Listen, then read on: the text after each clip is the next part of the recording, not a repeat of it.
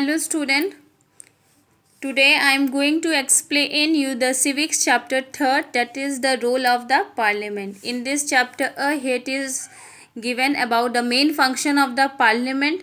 So this is the summary of this chapter.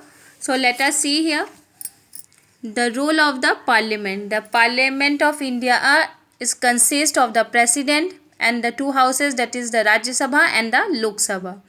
Though the President of India is a constituent part of the Parliament, he does not sit or participate in discussion in either of the two houses. It means to say here that the President cannot take part or it cannot be participate in the Parliament discussion, whether it should be in the Rajya Sabha or in the Lok Sabha. Now the Lok Sabha consists of members directly elected by the people. It is elected once every 5 years. We all know that the Lok Sabha election was held after every 5 years. So the country is divided into 543 parliamentary constituencies. Each of the constituency is elect one person to the Lok Sabha. Means each of the constituency has to be elect one member to the Lok Sabha. Now the candidate contesting election being to various political political parties, the president has the power to nominate two members from the Anglo-Indian community to the Lok Sabha. It means to say here that the president has to nominate any two members from the Anglo-Indian community in the Lok Sabha, and the Lok Sabha has 545 members. The total strength of the Lok Sabha cannot exceed 550 members. It cannot be more than 550 members. Now the Rajya Sabha is consist of 245 members and 12 members out of this are nominated by the president. The rest are elected by the states. Now here it is said that the Rajya Sabha is a permanent house. It cannot be dissolved, means it cannot be break. Members are elected for 6 years and for every 2 years 1/3 of the member is retired. So it is a permanent house. Now here is given children some of the main function of the parliament. Our first function is to select the national government. Now here it is said that the most important function of the parliament is to select the national or union government. After the Lok Sabha election are over, the Election Commission of India prepare a list of newly elected MPs belonging to the different political parties. It means to say here that after the election commission, they can prepare a list for the elected MPs. MPs means to say member of the parliaments, and there are 543 elected member to the Lok Sabha. Hence a political party which has more than half of the total member, that is the 272 of the MPs, is the position to form the government. Means those political party who have the highest number of the MPs, they can form the government. Now here it is said that the leader of the majority party is invited by the president to form the government, and the president they can invite the majority party to form the government. Now he or she is appointed the prime minister by the president. From among this party MPs, he submitted a list of prominent and experienced MPs to be included in the council of ministers. Now after that, they can, in this party, from among the party, they can submit a list in which it is including the council of ministers. Now on the advice of the prime minister, the ministers are appointed by the president of India. Means on the advice of the prime minister, the ministers are appointed by the president of India. Now the council of ministers, they headed by the prime minister, form the executive organ of the government. Now it is said that after that, the council of ministers, they can headed by the prime minister to form the executive organ of the government, and the ministers are allocated for the different areas of the government functioning, like the health minister, finance, defense, education, etc. These are the different varieties of field which are appointed for the ministers. Now they are administrative head of various department at the national level. Now our second main function of the parliament is to control, guide and inform the government.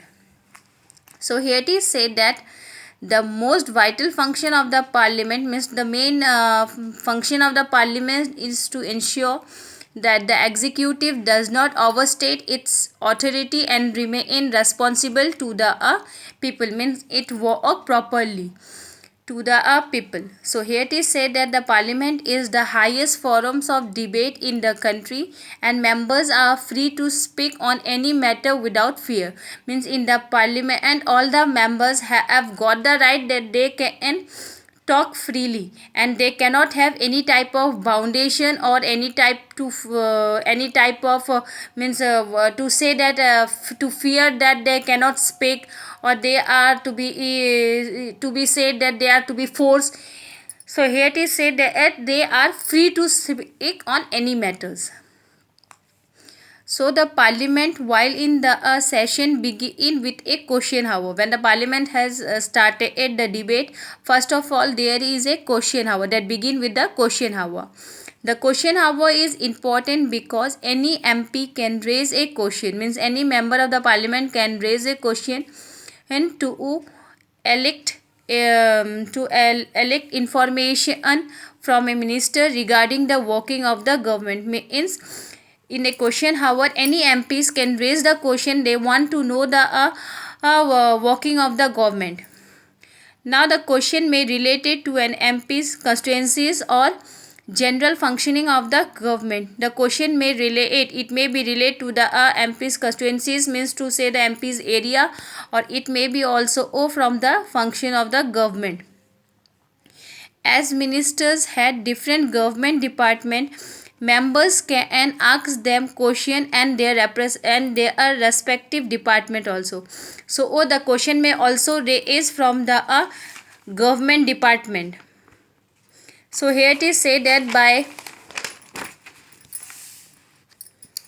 asking question, the government is reminded of its shortcoming and it is the opinion and concern of the people through their representative. It is very important for every MP to ask questions. Means it is important and in the parliament that every MPs can ask the question. The opposition party highlight drawback in various policies and programs of the government. Now the members of the parliament have the pivotal role in controlling, guiding and informing the parliaments. Now this is a key aspect of the functioning of the Indian democracy. Means in the parliament, and first of all whenever the parliament has started it for the debate, first of all there is a question hour. In the question hour the opposition party or the MPs they can raise the question and they can ask the question from any topics. It may be related to the ministers areas or it may be related to any department of the government. Now our next function is the law making. The parliament make law for the entire country. It is the primary function of the parliament. So the main primary function of the parliament is to make the law. Now our next topic is who are the people in the parliament. So here it is said that till the 1970s, most of the member of the parliament belonging to the upper class and upper caste of Indian society. So here it is said that up to 1970 is at that time the parliament members had been elected that belong to the upper caste or the upper classes. Most of them belong to the national parties, but now the parliament has more and more members from different background.